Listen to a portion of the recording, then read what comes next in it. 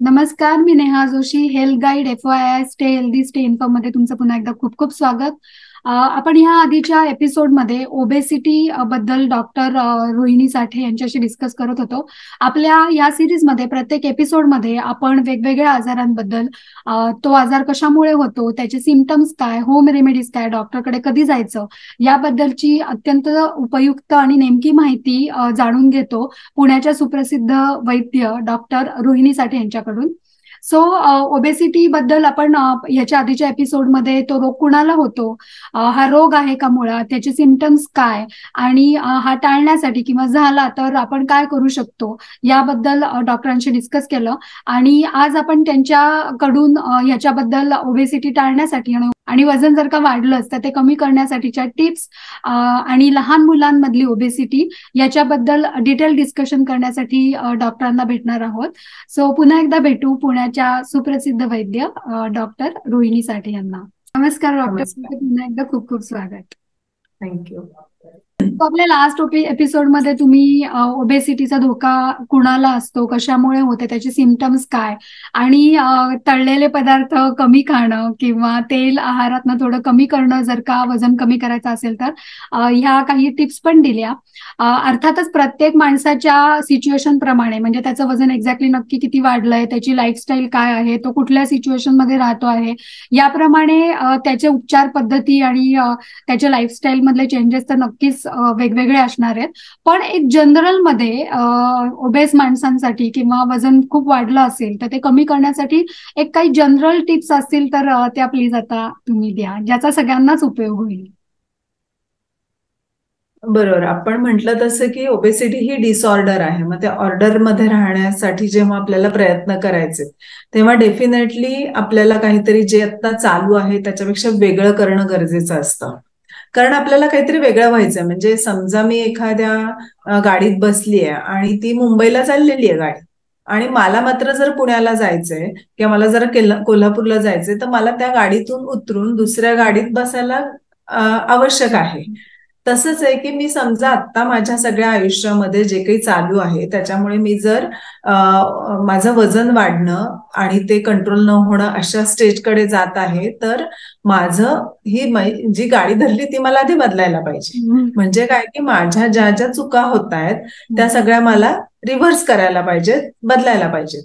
तर त्या चुका जशा कळतील त्याप्रमाणे तर मी बदलत जाणार आहे, स्वतःला त्याच्यावर माझा कंट्रोल आणणार आहे. पण तोपर्यंत काय करायला पाहिजे?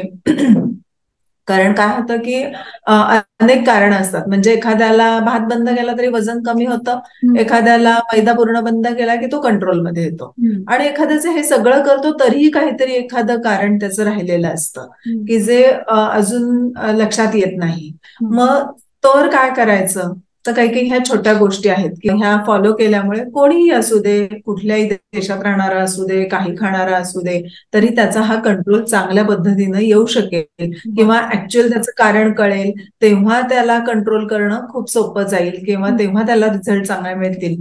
ह्यासाठी काही आयुर्वेदाने ह्या गोष्टी सांगितल्यात की त्याचा आपण नक्कीच आपल्या डे टू डे घरात मिळणाऱ्या गोष्टी आहेत त्याच्याने आपण हा नक्की कंट्रोल आणू शकतो. त्याच्यात सगळ्यात पहिलं महत्वाचं म्हणजे सकाळी म्हणजे आपण एक खाणं हे नेहमी समजतो, खाणं, व्यायाम ह्याचा नेहमी विचार करतो. त्याच्याबरोबर महत्वाचं कारण असतं म्हणजे झोप. सगळ्यात महत्वाचं वजन वाढताना आपलं मेटाबॉलिझम, चयापचय शक्ती कंट्रोल किंवा व्यवस्थित राहण्यासाठी आपली झोप ही सगळ्यात महत्वाची असते. म्हणजे प्रत्येक व्यक्तीनं खूप कष्ट करणार असेल तर त्यांनी 8 तास आणि बाकीच्यांनी 6 ते 7 तास साऊंड स्लीप घेणं गरजेचं आहे. म्हणजे माझी वजन वाढू दे न वाढू दे, पण आता माझी झोपच जर डिस्टर्ब असेल तर पहिलं काम मी त्याच्यावरच केलं पाहिजे, कारण त्याच्यावर आधारित अनेक गोष्टी निर्माण होणार आहेत पुढे, आणि त्यातलं जाडी वाढणं हा खूप महत्वाचा फॅक्टर आहे. आणि त्यावेळेला आपण खाण्याचा विचार करतो, व्यायामाचा विचार करतो, आणि आपली झोप कमी झाली होती किंवा तिथनं हे सगळं सुरुवात झालंय ह्याचा विचार सुद्धा डोक्यात येत नाही. त्यामुळे सगळ्यांनी पहिल्यात महत्वाचं म्हणजे झोपेवर व्यवस्थित झोप घेणं हे सगळ्यात गरजेचं आहे. सामान्यपणे आता काही काही योगोपचार करणारे किंवा योगी लोक असतात त्यांना 4-5 तासही पुरते, पण आपण एक आपल्या सर्वसामान्य लोकांचा विचार करूयात की 6 तास, 7 तास आणि 8 तास हे यापैकी एक झोप आपल्या व्यवसायानुसार, आपल्या दिनचर्येनुसार आपण घेतलीच पाहिजे. हा सगळ्यात महत्वाचा भाग. त्याच्यानंतर दुसरं महत्वाचं म्हणजे की सकाळी उठल्यापासून आपण दिनचर्येत विचार केला होता की काय काय करायला पाहिजे. तर त्याच्यामध्ये सगळ्यात जर आता वजन वाढतंय असं लक्षात येत असेल तर आपलं चयापचय वाढवायला पाहिजे. म्हणून सकाळी उठल्यावर गरम पाणी, म्हणजे वजन बॅलन्स ठेवायचं असेल तर नुसतं गरम पाणी प्या.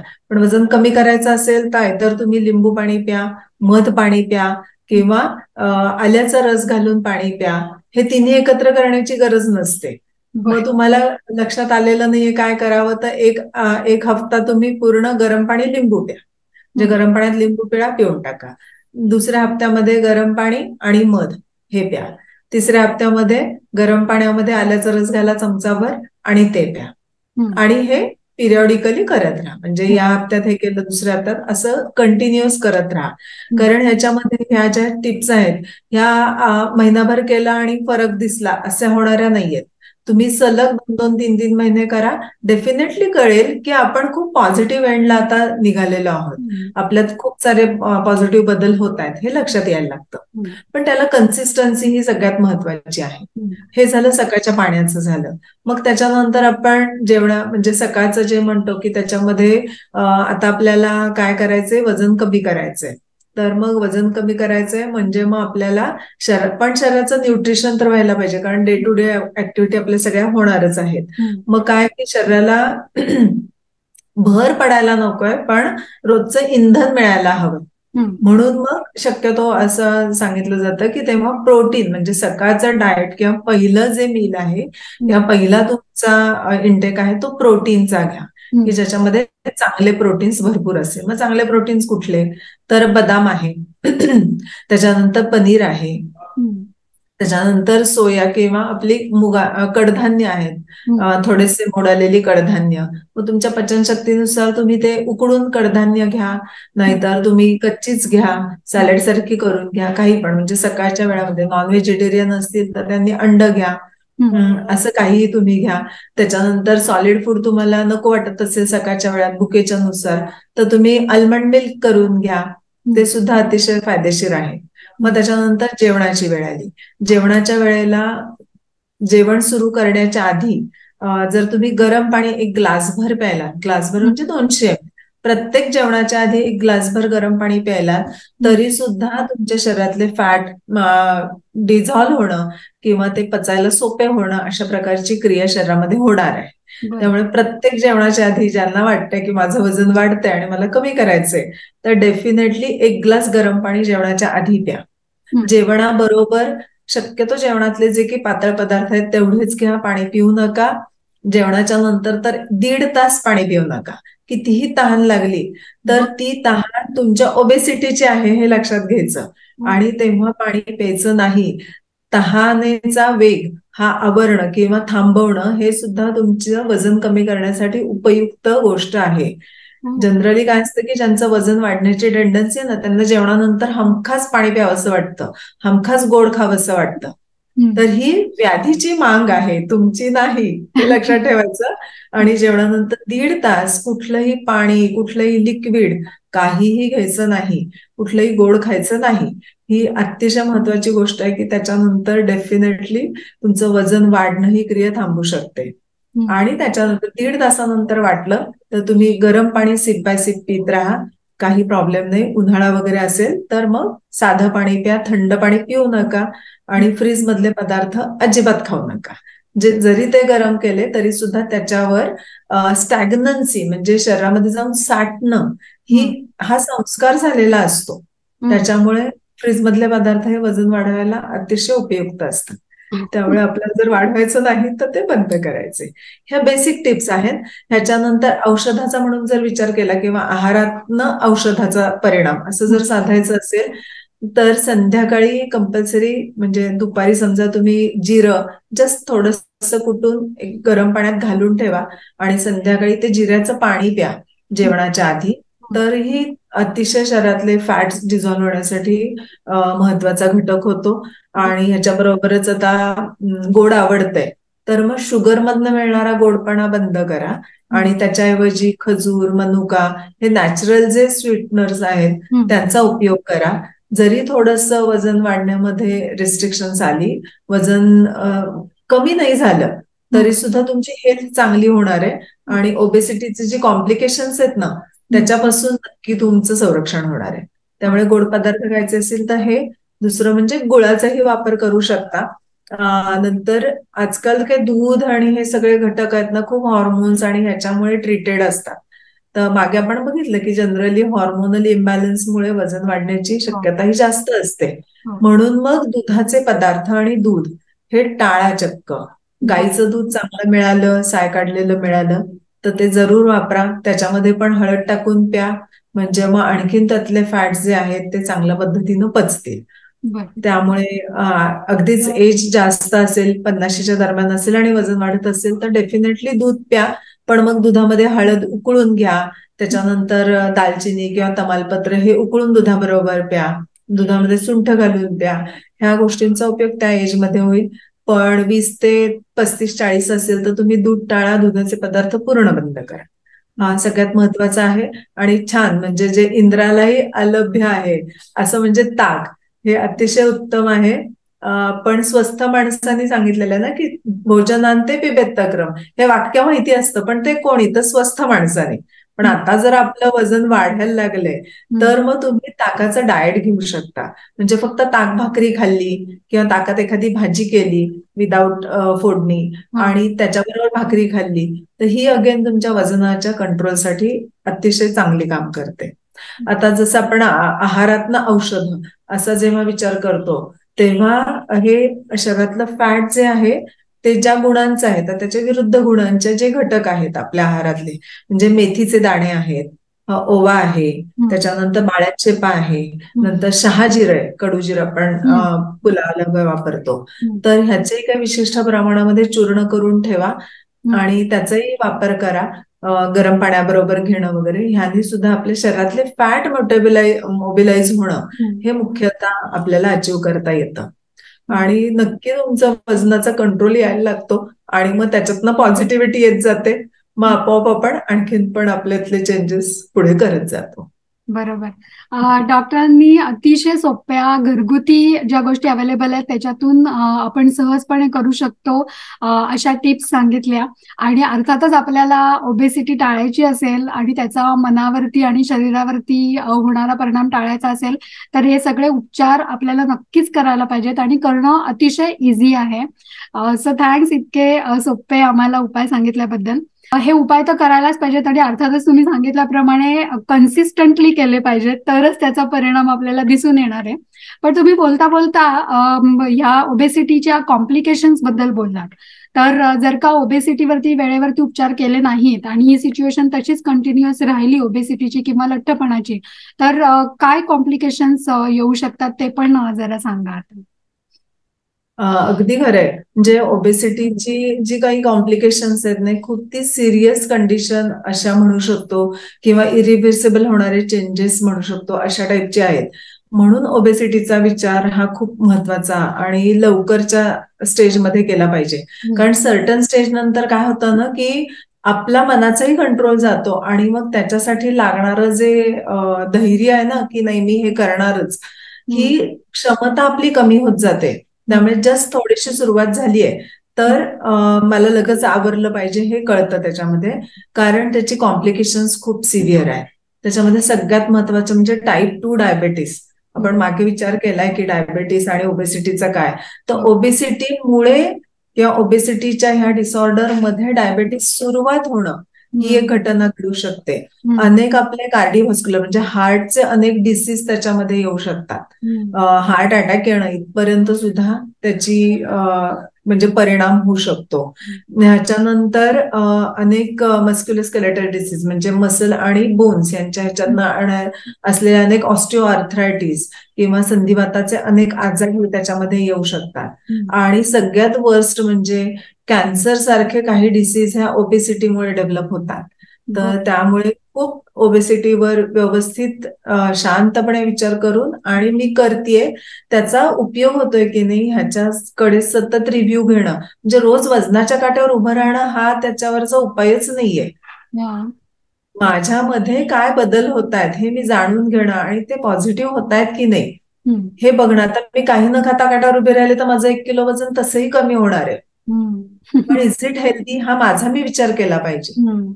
आणि त्याप्रमाणे मी वागलं पाहिजे. त्यामुळे ही कॉम्प्लिकेशन्स आहेत ती खूप सिव्हिअर असतात. हम्म. भले ती 10 वर्षांनी होतील, हम्म. पण 10 वर्षांनी तरी का होऊ द्यायचे हम्म. हा विचार प्रत्येकाने केला की हम्म. नक्की आपण त्याच्यावर काम करतो. आणि हे जे कॅन्सर सारखे जे आहेत ना, हम्म. त्यातले कॅन्सर जे आहेत, साधारण काही काही कॅन्सर असतात ते इझिली बरे होतात. पण ओबेसिटीतून जर काही डेव्हलप झालेले कॅन्सर असतील तर ते कंट्रोल करणं खूप अवघड असतं. ओके. त्यामुळे ओबेसिटी कंट्रोल करणं आपल्या हातात हम्म. असतं. हे बरोबर. नक्की होते थोडेसे चेंजेस आणि थोडासा मनाचा कंट्रोल, हा बरोबर. सगळ्यात महत्वाचा. बरोबर. सो तुम्ही आता सांगितलं तसं वेळेवरती ऍक्शन घेणं, स्वतःला सतत मोटिवेट करत राहणं आणि कन्सिस्टंटली आपण प्रयत्न करत राहिलो तर ओबेसिटीवरती आपण मात नक्कीच मिळवू शकतो.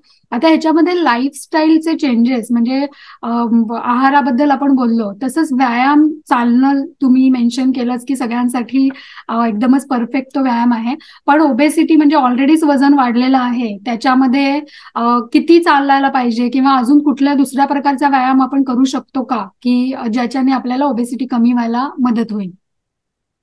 हा, जेव्हा आता ओबेसिटी होतीये किंवा आपण त्या स्टेजमध्ये जातोय असं जेव्हा कळतं, तेव्हा चालणं, लाईफस्टाईल चेंजेस हे सगळे आपण करू शकतो, कारण मनाची तेवढी ताकदही राहिलेली असते. हम्म. पण जेव्हा तुम्ही ओबेसिटीच्या फेजमध्ये असता हम्म. प्रॉपर, तर हम्म. त्यावेळेला थोडी मनाची ताकद कमी पडलेली असते. मग तेव्हा आजूबाजूच्या लोकांनी मोटिवेट करत राहणं की नाही हे झालं की ते होईल ते होईल हम्म. अशा टाईपमध्ये सांगणं, आपण जे हे काम करू शकतो. नंतर आपण जे आपले मित्रमंडळी असतात हम्म. तर ते जे हेल्थ कॉन्शियस आहेत अशा मित्रमंडळींसोबत आपण राहणं, हम्म. हा हा भाग आपण करू शकतो. हा, नंतर एकट्या राहण्याऐवजी निसर्गाच्या सानिध्यात राहणं की ज्याच्यामुळे आपल्या मनामध्ये पॉझिटिव्हिटी येते, आपल्या मनाला एनर्जी मिळते, हे करू शकतो. त्याच्यानंतर व्यायामाचा जर विचार केला तर सूक्ष्म व्यायाम की जे हम्म. आपण बसल्या बसल्या सुद्धा करू शकतो, तर ते करणं की त्याच्यामुळे आपल्या शरीरातलं मेटाबॉलिझम स्लोली वाढेल, पण नक्की वाढेल. म्हणजे आज मी नुसतं आणि काय करू विचार करत बसण्यापेक्षा ह्या 4 गोष्टी सुरू करते असं जरी केलं तरी सुद्धा ती पॉझिटिव्ह चेंजेस आतले व्हायला लागतात आणि आपोआप ते मनावर पण तुम्हाला पॉझिटिव्ह आशेचे किरण सारखे दाखवत राहतात आणि बरोबर. नक्की तिकडे जातात. तर त्यातलं पहिलं सूक्ष्म व्यायाम म्हणजे काय की हम्म. बसल्या बसल्या मी माझी बोटं एवढी हलवू शकते. बरोबर. डेफिनेटली कितीही आजारी असले, कुठल्याही अवस्थेत असले तरी तर ती मी करणार आहे. पायाची बोटं हलवू शकते, हम्म. पायाची घोटे आहेत ते हलवू शकते, हम्म. पाय वर खाली घेऊ शकते का, घेऊ शकते. हम्म. असं आपण आपलं बघत जाणं आणि हालचाल सूक्ष्म सूक्ष्म छोटी छोटी हालचाल करत राहणं आणि मग ती पुढे चांगली वाढत जाणं आणि मग नक्की तुम्ही चालायलाही लागणं, भरपूर चालू शकणं, ही हम्म. स्टेज नक्की येते. छोटी छोटी होतीये ना, म्हणजे कालच्यापेक्षा मी आज जास्त करतीये ना, मी जास्त करतीये ना, एवढं जरी विचार करत गेलं तरी ती ऍक्टिव्हिटी सुरू होते. हा बरोबर. एक भाग झाला. त्यातूनही श्वासाचे काही व्यायाम आहेत की जे बसल्या बसल्या, पडल्या पडल्या, जे काही आजारपणामुळे तुम्ही पडून राहत असाल आणि वजन वाढत असेल तर पडल्या पडल्या सुद्धा तुम्ही हे श्वासाचे व्यायाम करून वाढणाऱ्या वजनावर नियंत्रण आणू शकता. त्याच्यामध्ये सगळ्यात महत्वाचं म्हणजे अनुलोम विलोम व्यायाम. हम्म. जे अनुलोम विलोम जो श्वसनाचा व्यायाम आहे की ते सतत करणं, म्हणजे एक 10-12 वेळा झालं झालं असं हम्म. नाहीये.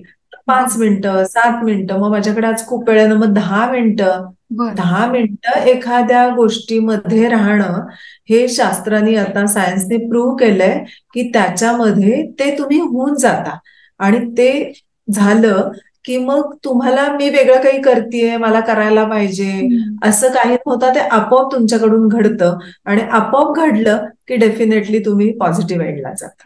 बरोबर. सो नियमितपणे करणं, श्वासामध्ये अनुलोम विलोम सुरुवात करून मग कपालभाती करणं. कपालभातीमध्ये ऍक्च्युली कॅलरी लॉस होतो तुमचा. बर. नंतर भस्त्रिका आहे त्याच्यामध्ये ऍक्च्युली कॅलरी लॉस होतो, म्हणजे समजा खाण्यात गोड येत असेल थोडं तरी सुद्धा त्या ज्या कॅलरी आहेत त्या बर्न करणं ह्या श्वासाच्या द्वारे तुम्हाला शक्य आहे. ओके. तर इतका तो श्वासाचा महत्वाचा व्यायाम आहे. नंतर सूर्यनाडी, चंद्रनाडी, आपल्या शरीरामध्ये 2 हाफ जर केले तर उजवीकडची ही सूर्यनाडी आहे आणि डावीकडची ही चंद्रनाडी आहे.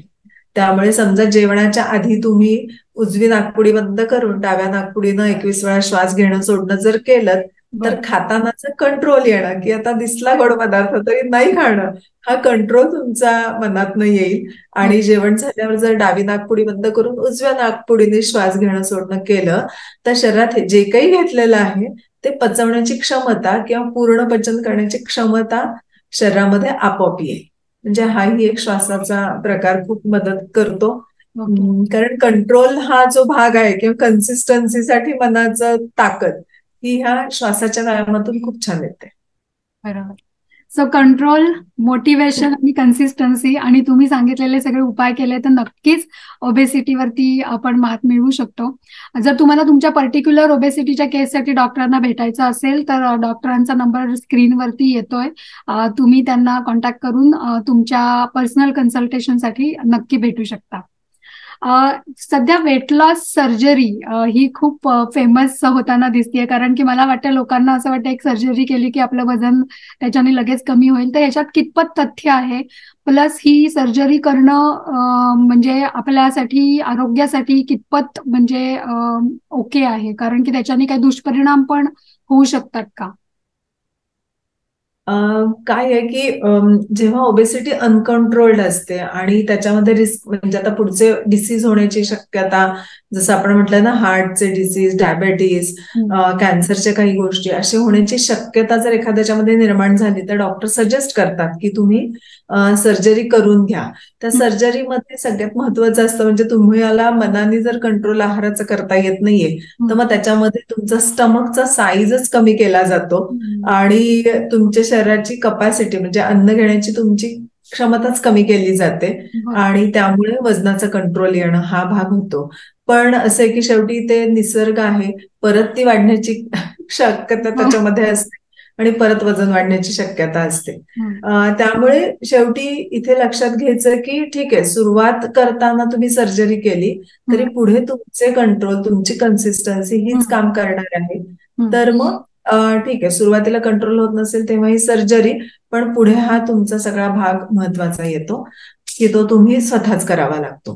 त्याच्याबरोबर काही कॉस्मेटिक पर्पजनी म्हणा किंवा एखाद्या गोष्टींसाठी वगैरे असं लायपोसक्शन म्हणजे विशिष्ट ठिकाणचं फॅट म्हणजे काढून टाकणं अशा प्रकारची सर्जरी असते, पण त्याच्यामध्ये धोके खूप असतात. हल्ली अनेस्थेशियाची खूप टेक्निक चांगली झाल्यामुळे तुम्हाला काही पेन न होताही सर्जरी होतात, पण त्याच्यानंतरही काही कॉम्प्लिकेशन्स आणि ही येऊ शकतात. म्हणजे रिस्क त्याच्यामध्ये खूप आहे. म्हणून मग ती म्हणजे लायपोसक्शन सारख्या काही गोष्टी ह्या थोड्याशा रिस्कच्या असल्यामुळे किंवा त्याच्यासाठी कॉस्टिंग ही खूप असल्यामुळे तो एक वेगळा पार्ट विचारात घ्यावा लागतो. त्यामुळे सर्जरीचा हा भाग हा विशिष्ट लेव्हल नंतर अंमलात आणण्याची गोष्ट आहे खरं तर. ओके. हे झालं मोठ्यांच्या ओबेसिटी बद्दल किंवा लठ्ठपणाबद्दल, पण आजकाल लहान मुलांच्या ओबेसिटीचा प्रॉब्लेम वाढलेला आपल्याला सगळीकडेच दिसून येतो आणि मग बरेच वेळेला बेबी फॅट आहे, थोडं मोठं झाल्यानंतर वजन आपोआप नॉर्मल होईल असं पण पालक बोलताना दिसतात. तर आता हे लहान मुलांचं वजन वाढण्याचं कारण काय? म्हणजे ह्याच्यामध्ये ऑफकोर्स आजकाल मुलं पहिल्यासारखी जास्त ऍक्टिव्ह नसतात, फिजिकली खेळत नाहीत, मोबाईल्स आणि टीव्ही वगैरे तर सगळं आहेच आहे. फास्ट फूड म्हणजे आपले फास्ट फूडचे जे आउटलेट्स आहेत त्याच्यामध्ये दर आठवड्याला जाऊन कंपल्सरी खाणं हे सगळे प्रकार आहेतच. याशिवाय पालकांची पण ह्याच्यामध्ये काही भूमिका आहे का, म्हणजे मुलांचं वजन वाढण्यासाठी? हे जरा सांगा, म्हणजे लहान मुलांचं वजन वाढण्याची कारणं आणि सिम्पटम्स. बरोबर आहे, गुटगुटीत बाळ हे प्रत्येकाला आवडतं. म्हणजे बाळ असेल ते किडकिडीत असेल तर नाही आवडत कुणाला ना, गुटगुटीत बाळ छान वाटतं पाहायला.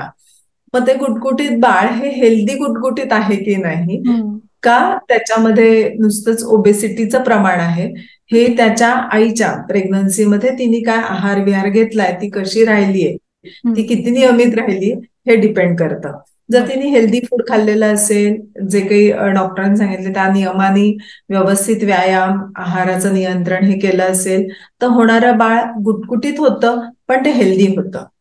पण काही प्रेग्नन्सीमध्ये सुद्धा फास्ट फूड खाल्लं जातं. काही आजारांमुळे रिस्ट्रिक्शन्स येतात, विशिष्टच पदार्थ खूप खाल्ले जातात आणि त्याच्यामुळे बेबीमध्ये सुद्धा काही ॲबनॉर्मॅलिटी किंवा थोडंसं वैचित्र्य निर्माण होतं आणि अशी मुलं दिसायला खूप जाड दिसतात, पण ती हेल्दी नसतात. हे पहिलं त्यांचं ओबेसिटीचं झालं. आणि आजकाल आपण बघतो की अगदी खेड्यापाड्यापर्यंत हे चायनीज पदार्थ, नंतर फास्ट फूडचे घटक हे सगळे गेलेले आहेत. त्याच्यामुळे आणि आई वडिलांकडे आता एकूणच बघितलं तर थोडासा पैसा हा असल्यामुळे हे पदार्थ देणं त्यांना शक्य होतं, त्यामुळे ते दिलेही जातात.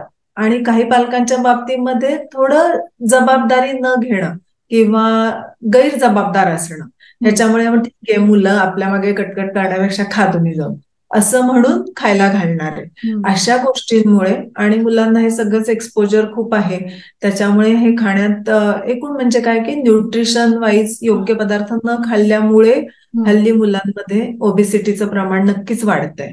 त्याच्याबरोबरच जे काही मुलं आजकाल खात आहेत त्यातलं सत्वहीनता, म्हणजे जे काही पूर्वी नॅचरली ग्रोन सगळे पदार्थ होते त्याच्यापेक्षा हल्ली केमिकल्स किंवा ह्याच्यामुळे वाढलेले पदार्थ ते अगेन शरीरामध्ये तसंच परिणाम करतात आणि मुलांमध्ये ओबेसिटी डेव्हलप होण्याचे चान्सेस वाढतात. याच्याबरोबरच सगळ्यात महत्वाचं कारण म्हणजे तुम्ही आता म्हणाला तसं की इनॅक्टिव्ह एकूण वाढलेलं आहे.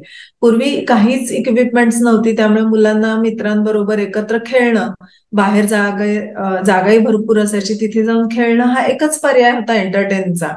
आता एंटरटेनिंग हे खूप इक्विपमेंट्स वाढल्यामुळे मुलांचं एका जागी बसणं आणि आळस वाढणं इनॅक्टिव्ह झाल्यामुळे ओबेसिटीचं प्रमाण नक्कीच वाढलेलं आहे.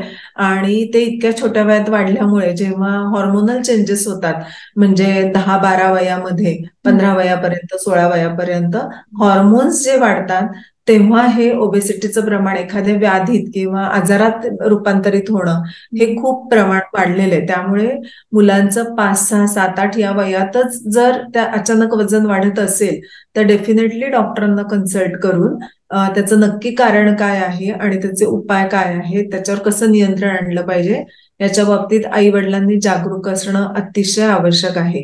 कारण एकदा 10 वयाच्या पुढे मुलगा गेला ना किंवा मूल गेलं की ते ऐकत नाही फारसं, मग तेव्हा अवघड जातं आणि मग आई वडिलांना वाटतं की हताश होतात ते की काय करणार, कारण ते मुलं ऐकत नसतं. म्हणून 5, 6, 7, 8 या वयात जेव्हा हे बदल घडतात असं लक्षात येतं तेव्हा नक्कीच आई वडिलांनी लक्ष द्यायला पाहिजे त्याच्याकडे, म्हणजे त्यांच्याच मुलाचे पुढचे प्रॉब्लेम ते आधीच सोडवणार आहेत थोडक्यात. बरोबर. आता तुम्ही म्हणालात आई वडिलांनी लक्ष द्यायला पाहिजे जेव्हा वजन वाढायला 5-6 वर्षाच्या असताना सुरुवात होते, म्हणजे एक्झॅक्टली काय करायला पाहिजे? कारण बरेच वेळेला या वयात येईपर्यंत मुलं मग ऐकेनाशी होतात, काही पदार्थ खाऊ नको म्हटलं तर त्यांना ते आवडत नाही, मग पालकांचं परत ह्याच्या पुढे काय करायचा हा प्रश्न पालकांना पडतो. त्यामुळे एक्झॅक्टली ऍक्शन घ्यायची म्हणजे काय करू शकतात पालक? कसं असतं की आहारामध्ये त्यांना कळतंय की आपल्यामुळे किंवा आपल्या काही सवयींमुळे मुलांच्या खाण्यामध्ये फास्ट फूडचे पदार्थ जास्त येत आहेत, तर अशा वेळेला मग ते घरीच न आणणं, म्हणजे मग आपोआप तो मूल बाहेर जेव्हा जाईल, कॉमन जेव्हा जाईल तेव्हाच खाल्लं जाईल. घरात येणारे पदार्थ पहिले कट डाऊन करायचे. त्यातला मैदा हा सगळ्यात महत्वाचा घटक आहे, तो मैदा पूर्ण बंद करायचा खाणं. मैद्याऐवजी इतर गव्हाचं पीठ किंवा सपीठ वगैरे ह्याचे पदार्थ वापरून विविध पदार्थ करणं, बाहेरच्या चवीसारखे पदार्थ करणं आणि मुलांना घालणं, म्हणजे ती हेल्दी आणि माइंडनी पण हेल्दी राहतात. नंतर एखादं ग्रुप जॉईन करून देणं की ज्याच्यामध्ये सोशल काही ऍक्टिव्हिटी असतात, संस्कार वर्ग असतात विविध, जवळजवळ म्हणजे ह्या घराजवळही काही सोयी असतात, अशा ठिकाणी मुलांना जॉईन करणं आणि तिथे त्यांच्या ऍक्टिव्हिटी, त्यांच्या आवडीचं क्षेत्र एखादं जॉईन करून देणं, मग तिथे ती रमतात आणि मग आपोआप त्यांच्या आळस किंवा ह्याच्यापासून बाहेर पडतात आणि त्यांची ह्या ऍक्टिव्हिटी चांगल्या प्रकारे चालू होतात. आणि अगदी काहीच हे पॉसिबल नसेल तर जसं आपलं नोकरी करणारे स्त्रिया असतील किंवा नोकरी करणारे बाबा असतील तर त्यांनी एक लक्षात ठेवायचं की आपलं एक 10 तास ऑफिस आहे ना, त्याच्या जे 1 तास मुलाला देऊन आपल्या 11 तासाचंच ऑफिस आहे असं समजा, आणि आपलं ऑफिस संपल्यानंतर मुलांसाठी 1 तास द्यावे, त्यांना जवळ कुठे बागेत न्या, जवळ एखाद्या शेतावर न्या, एखाद्या डोंगरावर न्या, टेकडी जवळ असेल तर तिथे त्यांना थोडं पळवा, म्हणजे तुम्ही पाहिजे तर बसा पण त्यांना ऍक्टिव्हिटी अशा द्या की ती पळतील थोडे. ते सुद्धा खूप उपयोगी आहे. आणि आताच एकूण जर वातावरण बघितलं ना तर इतकी इन्फेक्शन आहेत, तर मुलांची जर हालचाल कमी असेल तर त्यांची इम्युनिटी पण कमी असते. त्यामुळे कुठलंही इन्फेक्शन होण्याची शक्यता त्यांना जास्त असते. त्यामुळे मुलांना पळवा, उड्या मारा, भरपूर हुंदड होऊ देत त्यांना. तर वजन त्यांचं वयानुसार वाढेल तसं वाढू देत, पण ते ओबेसिटीकडे नकोय जायला. सो हेल्दी फूड मुलांना देणं, हेल्दी लाईफस्टाईलची ओळख करून देणं, म्हणजे ऍक्टिव्ह लाईफस्टाईलची ओळख करून देणं, याच्यामुळे मुलांना ओबेसिटी मध्ये मुलं जाणार नाहीत, म्हणजे हे नक्की करता येईल पालकांना सगळ्याच. तुम्ही आता मुलांना ऍक्टिव्ह लाईफस्टाईलची ओळख करून द्यायची, ग्राउंडवरती नेऊन व्यायाम वगैरे सगळं सांगितलं, पण जर का जवळपास ग्राउंड नसेल आणि वेळ पण नसेल तेवढा ग्राउंडवरती घेऊन जाऊन, तर त्यांना घरीच आपण कुठल्या प्रकारचे व्यायाम शिकवू शकतो किंवा घरी त्यांना ऍक्टिव्ह राहण्यासाठी कशा प्रकारे हेल्प करू शकतो? त्याच्यात दोरीच्या उड्या हा एक खूप चांगला उपाय आहे. त्यांना शिकवण्यात त्याच्यात मजा पण येते आणि त्याच्यात खूप व्हेरिएशन्स करून, म्हणजे आपण दोघं मिळून उड्या मारू, मग तू एकटाच मार, आम्ही दोघं दोरी धरतो, तू मध्ये उडी मार, अशा वेगवेगळ्या ऍक्टिव्हिटी करून त्यांना ऍक्टिव्ह ठेवू शकतो आपण घरातल्या घरामध्ये. जॉगिंग शिकवू शकतो. मग अनेक आपले त्यांना आवडणाऱ्या खेळातले जे प्लेयर्स आहेत ते कसे जॉगिंग करतात वगैरे, अशा काहीतरी ऍक्टिव्हिटी दाखवून त्यांना जॉगिंगची आवड निर्माण करू शकतो. की एक 15-20 मिनिटं स्पॉट जॉगिंग, फास्ट जॉगिंग केलं तरी सुद्धा ते अचीव्ह होतं. त्याच्यानंतर सूर्यनमस्कार आहेत. सूर्यनमस्कार ब्रिदिंग प्रमाणे घालणं, 6 सूर्यनमस्कार त्याप्रमाणे निवांतपणे आणि फास्ट सूर्यनमस्काराच्या ऍक्शन करणं, ह्याच्याने सुद्धा कॅलरी लॉस होतो. आणि उलट मुलांचं तर पचन सुधारतं, बौद्धिक क्षमता सुधारते आणि ग्रास्पिंग पॉवर आहे ती पण सूर्यनमस्काराने सुधारते. सो ते एक आहे की सूर्यनमस्काराचं महत्व. आणि त्याच्याबरोबर एखादं वाद्य त्यांना आवडत असेल वाजवायला, तर त्याच्यामध्ये त्यांना रुची असेल एखादी, तर ते वाद्य त्यांना मुद्दामून आणून देणं आणि त्याच्या ऍक्टिव्हिटी करून घेणं, हेही. कारण एखादं वाद्य वाजवण्यामध्ये सुद्धा एनर्जी आहे. गायचं असेल तर गाण्यामध्ये सुद्धा तुम्ही कॅलरी लॉस करू शकता. म्हणजे जे काही तुमची आवड आहे त्याच्यामध्ये स्वतःला झोकून देणं किंवा त्यातलं पॉझिटिव्हली करत जाणं, हे डेफिनेटली तुम्हाला ऑर्डरमध्ये ठेवण्यासाठी काम करतं. बरोबर.